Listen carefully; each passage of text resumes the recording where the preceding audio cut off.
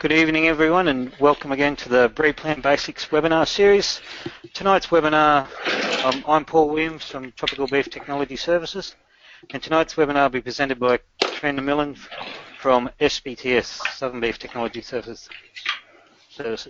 Tonight's webinar is on estimated breeding values, and this will be an in-detail presentation on EBVs. So I'll now pass you over to Catriona to get started.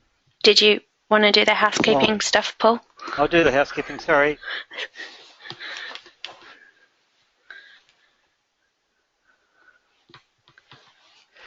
Some housekeeping. If your question box disappears, click the orangey red button up on the right-hand side and the arrow to get it back. And if you want to ask the presenter's question, simply type your question into the question box area in the panel and push send.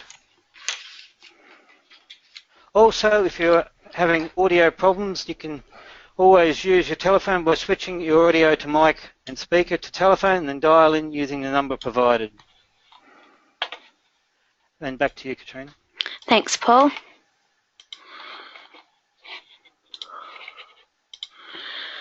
So as Paul just said, tonight's topic is estimated breeding values, or EBVs, in detail. So this is the fourth webinar in our BREEDPLAN Basics webinar. We've got one more to go next week, which will be on selection indices.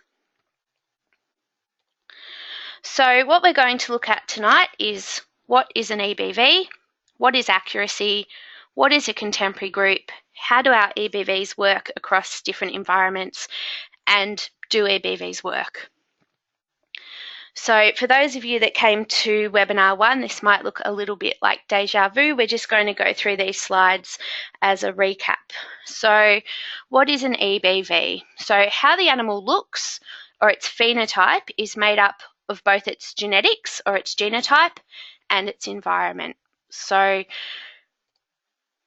if we look at these chooks here, what we can see is we've got some yellow chickens here because they've got a yellow genotype. And then if we look down here, we've got some chicks that have been dyed just before they've hatched out, so they've come out as different colours. So here, their phenotype has changed, but their genotype hasn't. If we were to breed these dyed chicks here, we'd still expect their offspring to be yellow because we haven't altered the genotype. So this is what our EBV is trying to do. It's trying to work out, or to predict the genotype of the animal and get rid of those environmental effects. So it's calculated from the pedigree and performance information which is supplied by stud breeders to using the BREEDPLAN technology, and it describes our genetics independent of our environment. So here we've got two animals, Fred and Bob, and we can see that they've got two different 600-day weight EBVs. Fred with a 600-day weight EBV of plus 51 and Bob of a 600-day weight EBV of plus 20. So these EBVs are reported in actual units. So in this example, the 600-day weight is in kilograms. And they're expressed as the difference between an animal's genetics and the historic benchmark group of animals, or the base to which an animal is compared. So if we look at Fred, he's got growth genetics that are 51 kilograms heavier than the historic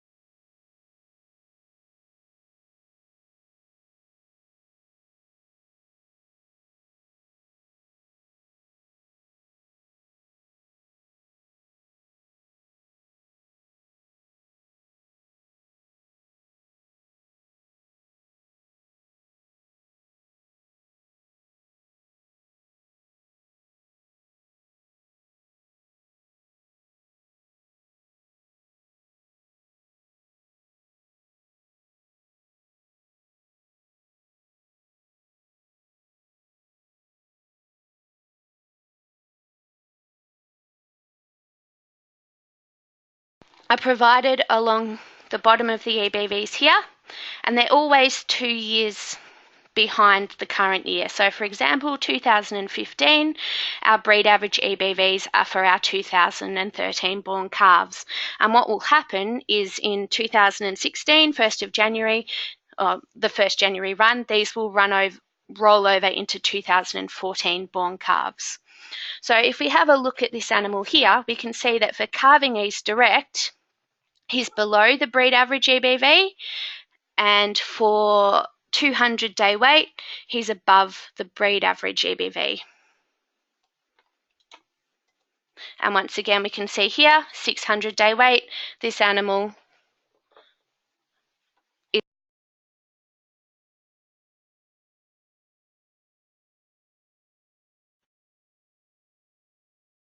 Can't see my screen, so we might just go back. So here we've got our genotype and environment.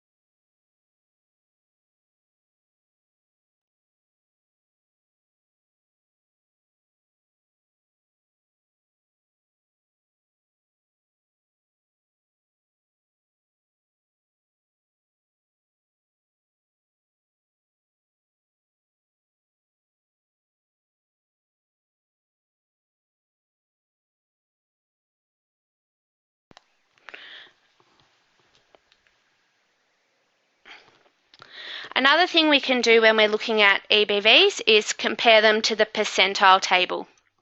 So these percentile tables enable breeders to determine exactly where an animal ranks within the breed for each particular trait. So as you can see, we've got our percentile band, our top value, so that will be the top animal for that breed average or for that year, and then top 1%, top 5, and all the way down to top 99%, and then the lowest value. And that happens for each trait. So as we can see with calving ease in this breed, the top value for the 2013 born calves is plus 9.9, down to the lowest value of negative 13. So the bull that we were looking at previously, he had a rib fat EBV of plus 0.2 centimetres. So this means that he is in the top 20% of the percentile band for that trait in this particular breed. So he's in the top 20% for rib fat. If we remember back, he also had a 600-day weight EBV of plus 110. And in this instance, he's above the highest 600-day weight recorded for a 2013 born animal. So he's sitting very high up in that breed for that trait. So another thing that you can look at is the Ebv graph. So when you look at your animal's EBVs, you'll have his EBVs and his accuracy, but you'll also see this graph icon here. If you click on that, that will allow you to see his EBV graph. So these enable you to, they're a visual representation of how the animal's sitting within those percentile bands, and they allow you to assess his EBVs and see how each trait ranks compared with the 2-year-old animals that have been evaluated with the same genetic evaluation. So in this case, our 2013 born animals. So in this example, we can see that for milk, this animal is in the bottom 95th or top 95th percentile, whereas for 400-day weight and 600-day weight, he's in the top 25th percentile. So this is the EBV graph for that animal that we were looking at earlier. And as you can see, for 600-day weight, he's in the top for that breed. His rib fat on this graph is in the top 20%, which is what we saw in the percentile tables. And then for traits such as docility, he's in the top 85th percentile for his breed. So the other thing to look at when we're looking at our EBVs is accuracy. And this accuracy provides an indication of how well the EBV is likely to estimate the true breeding value of an animal. So we've got different levels of accuracy. Less than 50% is low accuracy, and this should really be considered as a preliminary estimate. So what we expect with accuracy is that lower accuracy animals, their EBV will change more as more information is added into the calculation for their EBV. So as performance for themselves or for relatives is added. So we expect that potentially there could be a big change in the EBV with a low accuracy. An accuracy of between 50 to 74% is medium accuracy, and this is usually based on the animal's own records and pedigree. And what these EBVs with an accuracy of between 50 and 74% could still move around as more information is added to the calculation of the EBVs, particularly when we're adding progeny performance data to the EBV calculation.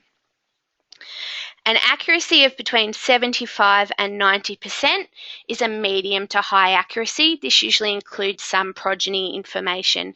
And at this stage, the EBVs are becoming a more reliable indicator of the animal's value as a parent. And then our last accuracy is our high accuracy at greater than 90% accuracy. And this provides a very good estimate of the animal's true breeding value, and it's unlikely that the EBV will change much even as more progeny data is added to the analysis. So typically you won't see these high accuracies except in older animals that have had lots of progeny analysed. So when we're looking at the EBV accuracy, while it's important to remember that EBVs can change with the addition of more data, especially if they're low. When you're comparing animals, you should try and compare them on EBVs regardless of the accuracy of those EBVs. However, if you've got two animals that are very similar, then the one with a higher accuracy could be the safer choice, assuming that other factors are equal. So when we're looking at our EBVs, we need to look at how to calculate the difference in the progeny from the two sires. So once again, we've got our animals Fred and Bob. Fred with his plus 51 600-day weight EBV and Bob with his plus 20 kilogram 600-day weight EBV. So what we expect is that the difference between the progeny will be half the difference in EBVs of sires. And this is because half of the genetics in the progeny comes from the sire and the other half is coming from their dam. So the difference in the 600-day weight EBVs for Fred and Bob is 31 kilograms. So therefore, we're expecting that on average, Fred's progeny will be 15.5 kilograms heavier than Bob's progeny at 600 days of age. So when we're interpreting our EBVs, in summary, an EBV is an estimated breeding value. We can only compare our EBVs within breeds. When you're comparing your EBVs, you should look at the breed averages to see how that animal is performing in relation to the current breed average rather than how he or she is performing compared to the historic average. And also look at the percentile tables to see where that animal ranks in relation to the rest of the breed. It's important to consider your accuracy values and remember that especially for low accuracy animals, EBVs can change as more data is added to the analysis. And remember that our expected difference in progeny performance is half the difference of the EBVs between two sires.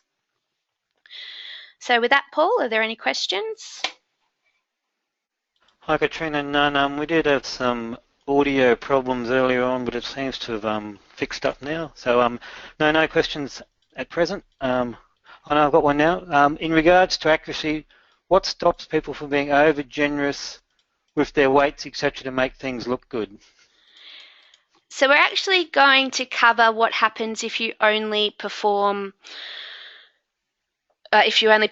record a subset of animals a bit later in the talk, but only recording a subset of data within a contemporary group can actually penalise animals. So it's not advantageous to only performance record those animals that are doing really well.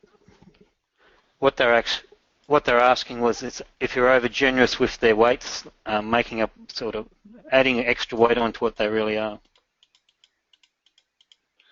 Oh, okay. In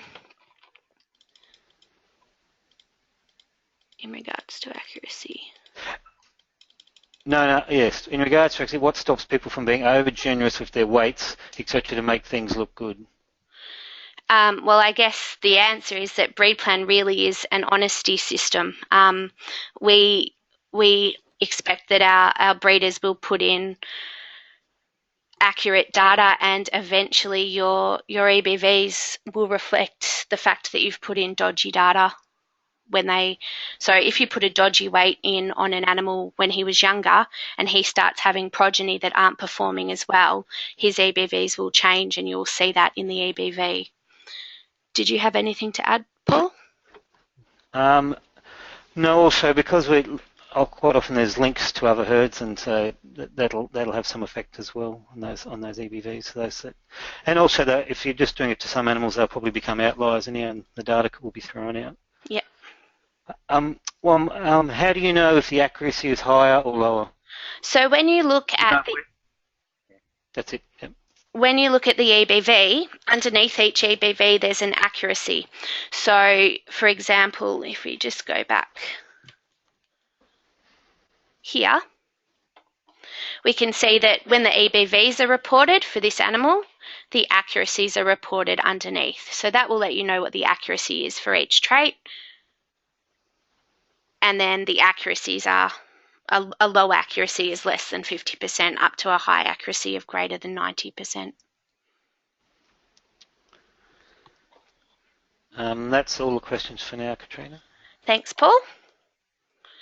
So what we're going to look at now is how does BREEDPLAN compare animals across different environments?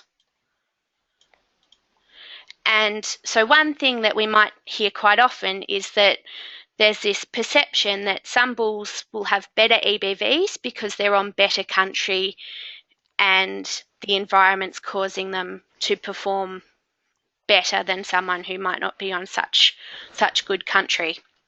So if we go back to what we talked about before, where we had this formula where our phenotype equals our genotype or our genetics plus our environment. This is our really important formula, because when we're calculating our EBVs, what BREEDPLAN's trying to do is calculate just this genetic factor while minimising the effect of the environment. So there's two things that BREEDPLAN uses to separate out this environment effect from the genotype. The first of these is contemporary groups, and the second is, as Paul mentioned in the questions, genetic linkage.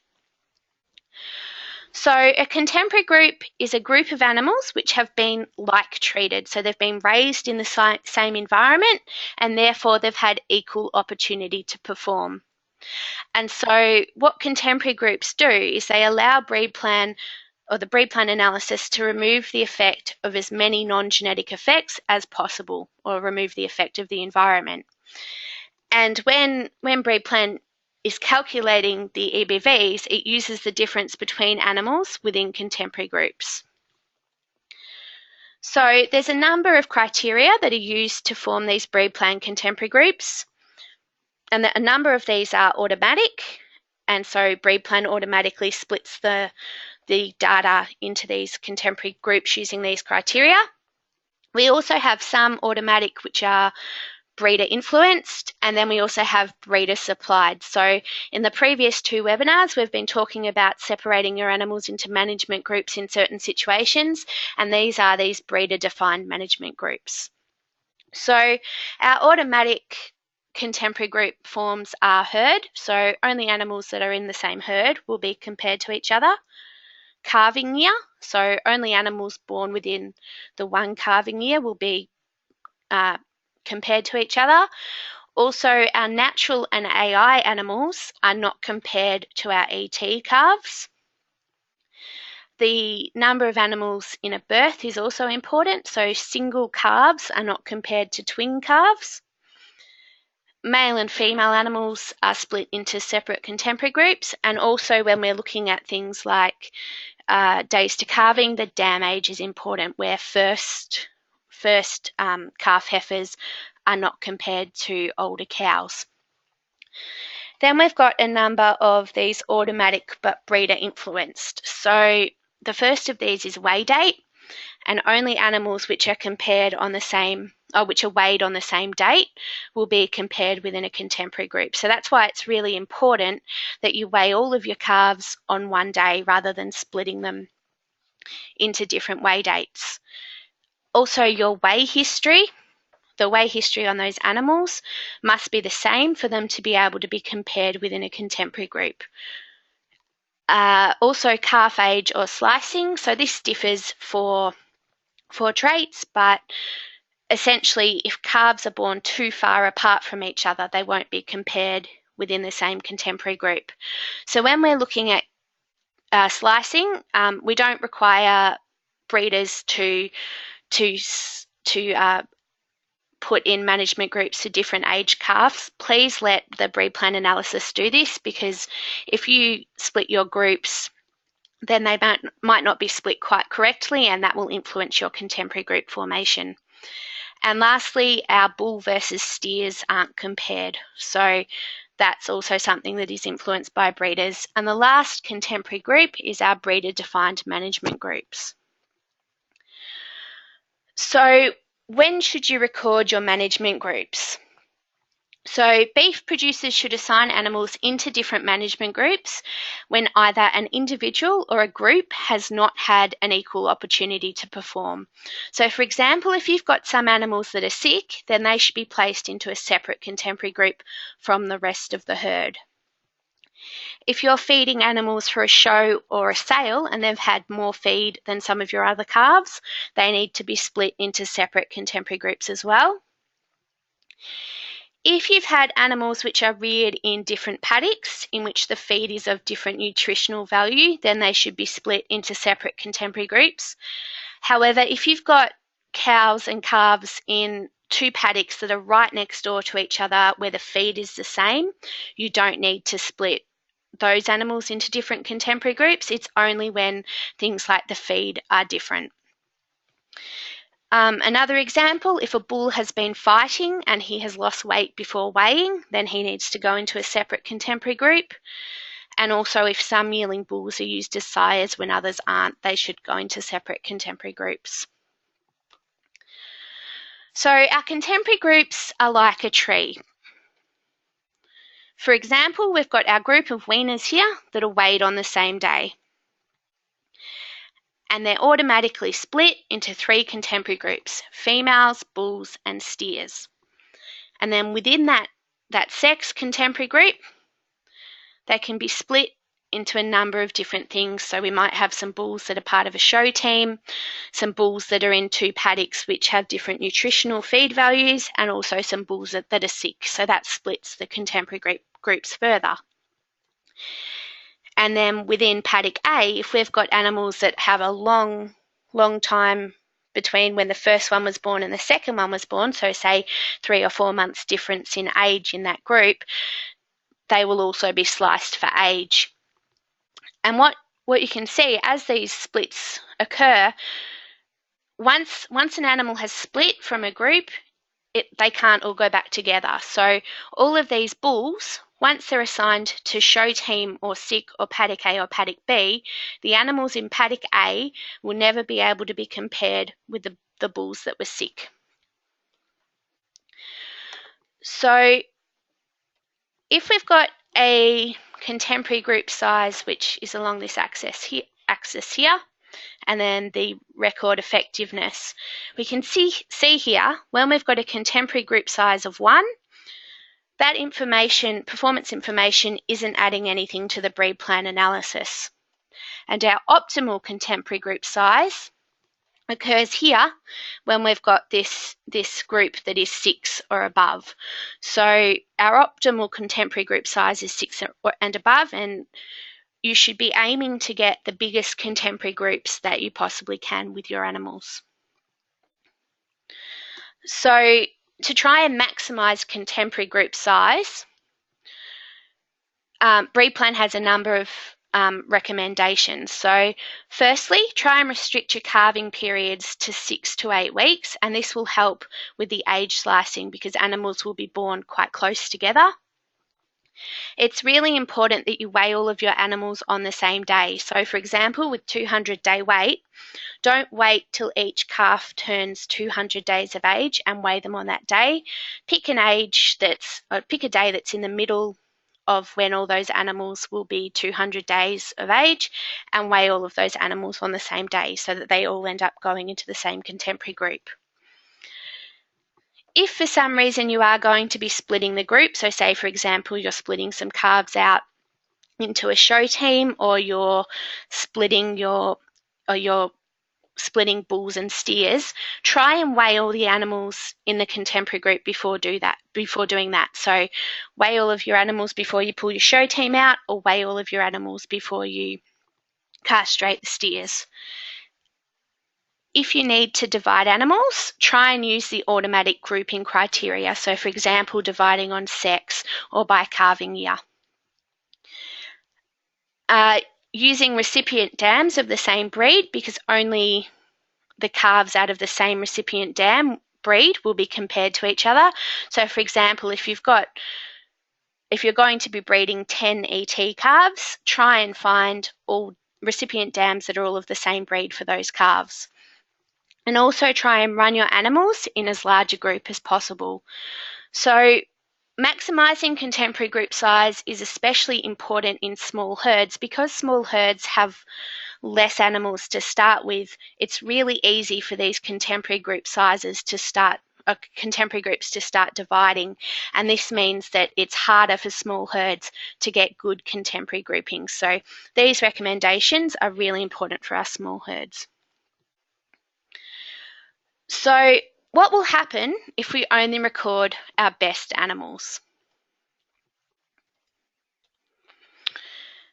Here we've got 10 animals, and we've got a weaning weight for the whole 10 animals. And as you can see, the average is 233 kilograms. So we have a number of animals that are above average and some that are below average. And then if we look in this situation here, where only 6 of the calves have been recorded, what you can see is that the average is higher. So these bottom calves here that had the lower weights have been dropped out of the analysis. And so this makes the contemporary group average higher. And what happens is these animals which previously were above the group average, so this animal, ABC-J02, had a weaning weight of 238, and when the whole contemporary group was recorded, the average was 233, so that animal was above average. And also this one here, ABC-J07, which had the weight of 237 kilos, which was above the group average. By selectively recording your animals and leaving these lower ones out, you can see that these 2 animals are now below the group average. So for this reason, it's essential that you record all of your animals within a contemporary group. Just recording those higher animals doesn't make the animal's performance look better. It can actually make it look worse, as you can see in this situation. So the second thing that BREEDPLAN uses to compare animals is genetic linkage, and this is linking our contemporary groups within herd, across herd, and across countries in the BREEDPLAN analysis. So genetic linkage allows us to compare this herd of Hereford cows in Australia with this Hereford animal in New Zealand.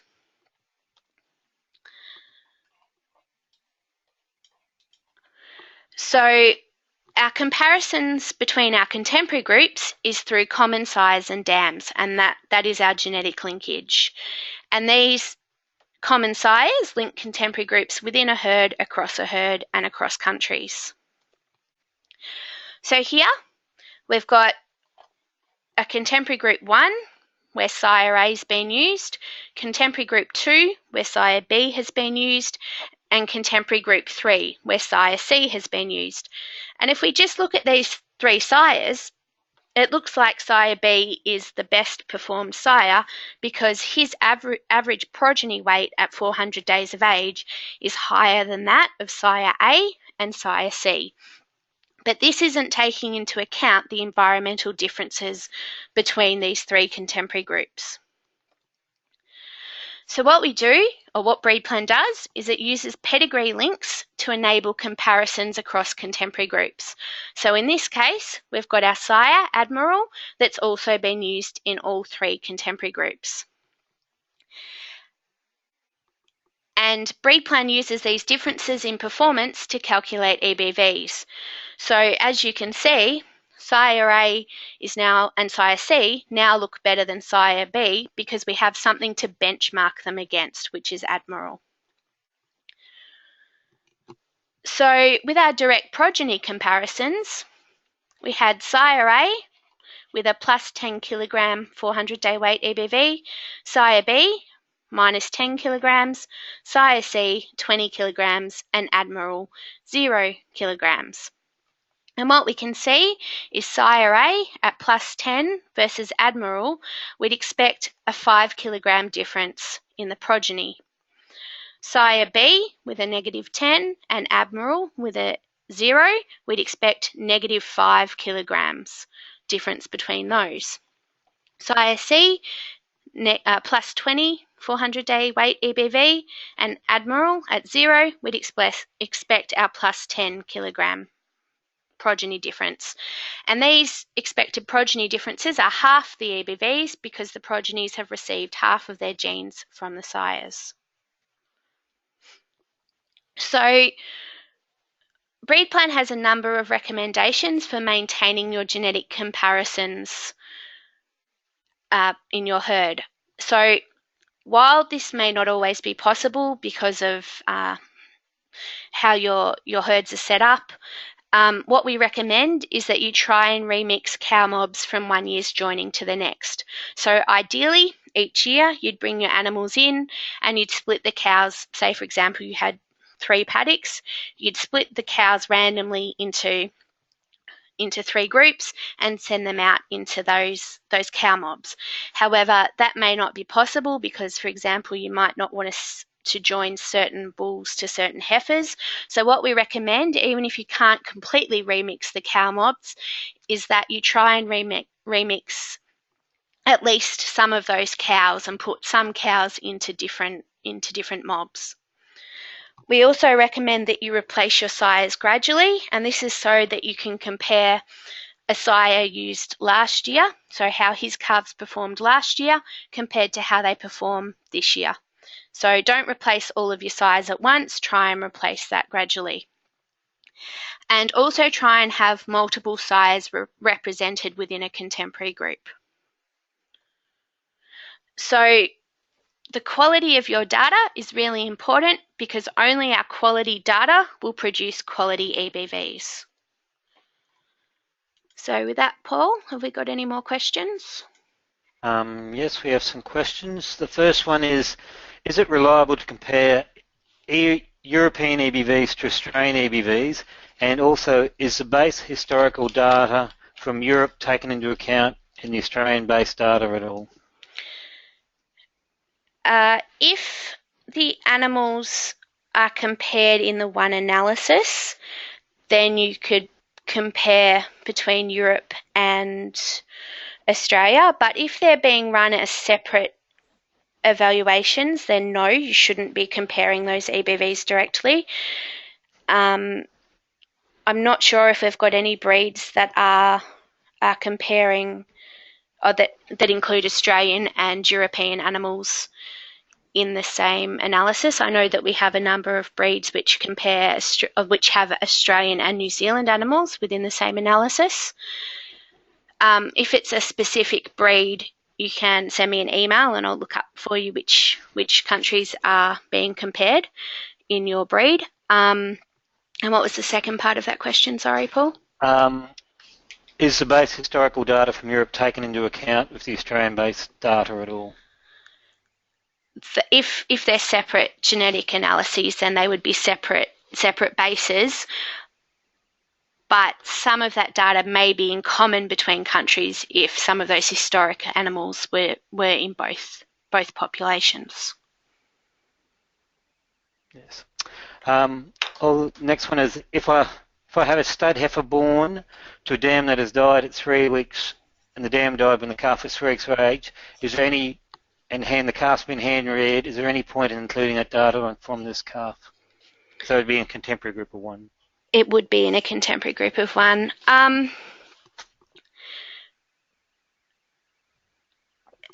Its own data wouldn't necessarily be useful for the calculation of EBVs, but for the sake of completeness, yes, you could send that data in anyway. Did you have anything else for that, Paul? The calf would just get a mid-parent value really because there's nothing to compare it against. So, the next one's in our herd we have South Devon cows and bulls, an Angus cow cross with the South Devon bulls. Should the crossbred calves have been separate? Should they have separate contemporary groups from the pure South Devons? I'm not sure whether or not. So, I'm not sure whether or not these animals are registrable with your breed societies, but BreedPlan does do analyses for individual herds. So potentially you could be submitting data on these crosses if you were doing a within herd analysis just for your herd, but we also tend to do analyses that are breed specific, so they may not even be able to be analysed because they're not registrable with the breed society, and so wouldn't be included in that breed analysis. They could be in there multi-breed, but they'd be separated on because of their content, most likely. Yep. Certainly in the tropical breeds they are, on the percentage of each of the breeds. So they would be separated with the BreedPlan would separate them as well as, so you wouldn't need to do it because it'd be separated from BreedPlan, I would think. And the last one is what other countries are using BreedPlan? There's a number of countries around the world. I'm trying to remember the number. I think it may be 14 countries, Paul. So New Zealand, Australia, countries in South America, the UK. South Africa. Yep, South Africa. Namibia. Yep. That's it. Okay, thank you, Paul. So what we're going to move on to now is our proof of profit. So do EBVs really work? So what should we expect when we're using sires with different EBVs, and what differences in progeny performance do we observe? So when we're evaluating EBVs, we use bulls with known EBVs. So we've got some bulls with high EBVs and some bulls with low EBVs. And from these high EBV and low EBV bulls, we generate progeny. And we then raise those progeny together to minimise those environmental differences and then measure traits. And what we can do is compute the difference in the EBVs and the difference in the progeny. And what we expect is that half of the sire EBV difference will be the mean progeny difference. And that's because only half of the genetic material for those progeny is coming from the sires. So we're going to look at a couple of the beef information nucleus projects as our example herds. So this example is the Australian Brahman Bin Association bin project. So for this project, there were 27 bulls joined in December 2010. and they were joined to purebred and crossbred Brahman females. There was 491 progeny born between August and September 2011 across 3 different properties, and those calves were recorded for a range of different traits, which you can see on the screen there. So if we look at 200-day weight, our bottom 5 sires had an EBV of plus 11, while our top 5 sires had an EBV of plus 36. So in the progeny, we would expect a difference, or an average difference, of 12.5 kilograms. And what we observed is an 11 kilogram difference, with these progeny from the bottom 5 sires weighing on average 207 kilograms, and the progeny from the top 5 sires weighing on average 218 kilograms. So in this instance, the EBVs have done a pretty good job of predicting the difference in the progeny. So if we now look at 400-day weight, we can see our bottom 5 sires had an EBV of plus 16 and our top 5 sires had an EBV of plus 51. So once again, we halve the sire difference, and we'd expect a difference of 17.5 kilograms in the progeny. And what we actually saw was a 17 kilogram difference. So once again, our EBV has done a pretty good job of predicting the difference in those progeny. And lastly, if we look at 600-day weight, our bottom 5 sires had a 600-day weight EBV of plus 25, and the top 5 sires plus 72. So in our progeny, we're expecting 23.5 kilograms difference. And where what we observed was a 27 kilogram difference. So it's only a little bit over, but it's still doing a pretty good job of predicting that progeny difference. So from what we've just seen, our EBVs for our weights are doing a pretty good job of predicting the progeny differences. So what happens if we look at things like our carcass EBVs? So for this, we're going to look at the shorthorn trial data. And if we start with carcass weight, the average EBV for the bottom 5 sires for carcass weight was plus 18, and the average EBV for the top 5 sires was plus 46. So what we would expect in our progeny is a difference of plus 14 kilograms between the top and the bottom sires progeny. And what we observed was a difference of 13.4 kilograms. So for carcass weight, these EBVs are doing a pretty good job of predicting the progeny difference. If we look at IMF, our bottom 5 sires had an average of EBV of negative 0.5, while our top 5 sires had an average EBV of plus 1.1. So we'd expect a 0.8% difference in the average EBV of those progeny, and what we saw was a 0.6% difference in the IMF. So once again, the EBVs are doing a good job of predicting the progeny differences. And with marble score, we saw a 0.4 difference. So IMF and marble score are different traits, and in this case, while it's doing a good job of predicting IMF, it's not quite predicting that marble score difference. So what we've just seen is that EBVs work when we consider a group of sires together. But what happens if we look at just individual sires within a group? So we're now going to look at the Hereford bin project data. So in the Hereford bin project, there were 15 bulls joined in 2010, and they were in 8 cooperator herds. We had approximately 400 progeny born in autumn and spring 2011, and once again, as with the Brahman bin, these Hereford bin animals were recorded for a range of traits. So if we look here, we've got the different breed plan traits along the x-axis, and then the accuracy of those EBVs. And what we can see is for all of the animals, the accuracy has gone up between the December 09 Hereford Group Breed Plan Analysis and the January 2014 Hereford Group Breed Plan Analysis. And that's not unexpected because, as we spoke about earlier, as more data is added into the analysis for those animals, the accuracy of their EBVs does increase, and we can see that happening in this case for all of the traits that were recorded.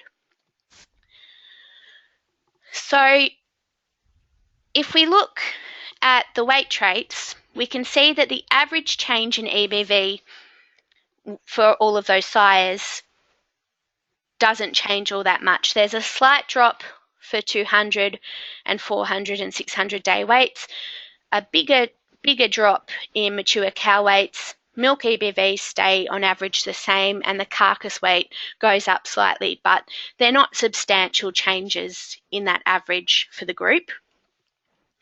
And similar results were observed for both the birth and the carcass traits. But if we look at the sires individually, what we can see is that for some sires, the EBV has decreased. For other sires, such as this one here particularly, the EBV has increased, and for some other sires, such as this one, the EBV has stayed pretty similar. So we're seeing some changes in individual sires and their EBVs. And we see the same thing for birth weight, where some EBVs from the initial and the current EBV have decreased, and then other sires where that initial EBV has increased, such as this one here, and then some, like this animal here, where that EBV has remained the same. And so that's as we expect. As more data is added, especially with these bulls which were lower accuracy bulls when they first went into the project, the EBVs do change as more data is added to file. So having more information on file will give you higher accuracy EBVs. And so when you compare a group of sires, the EBVs provide an accurate prediction, but EBVs on individual young sires may change, with some bulls performing better, some performing worse, and some performing as expected as more data is added to file. And so this isn't unique to using EBVs, but what we recommend is that you spread the risk. So for example, rather than using the top young sire, you might consider using the top 5 or the top 10 young sires. And that means that even though those sires might re-rank within their EBVs, overall, as an average, the group will remain with a similar average EBV. And of course, if you can't afford to gamble, use your high accuracy sires, because we don't expect those EBVs to change much, even as we get new data added to file. So that's nearly the end of tonight's webinar. So for more information, if you're a Limousin, Simmental or Wagyu breeder, you can contact Alex McDonald. If you are a Blonde Aquitaine, Charolais, Devon, Guelphy, Hereford, Murray Grey, Red Angus, Red Poll, Solers, Shorthorn, South Devon or Speckle Park breeder, you can contact me. Paul handles the TBTS tropical breeds, so Belmont, Brahman, Brangus, Charbray, Droughtmaster, Santa and Senepol. And Andrew is your SBTS contact if you're an Angus breeder, and our contact details are available there. So if you haven't already had a chance to register for the 5th webinar, which is on next Monday, 31st of August, Selection Indices in Detail, you can register on the SBTS website. And with that, are there any more questions, Paul? We have no questions. So that's, no more questions came in. So thank you very much, Catriona. Just some quick housekeeping. Could you there'll be a poll following tonight. So just some feedback, couple of questions. And also the webinar has been recorded and will be made available for anyone who is unable to attend, would like a copy. And you'll be able to you can access the answers to any of your unanswered questions by contacting any technical officer for your breed. So thank you very much. I think that's it. Anything else, Catriona? No, that's it. If there's no more questions, we might end the webinar there. Thanks for coming, everyone. Thank you.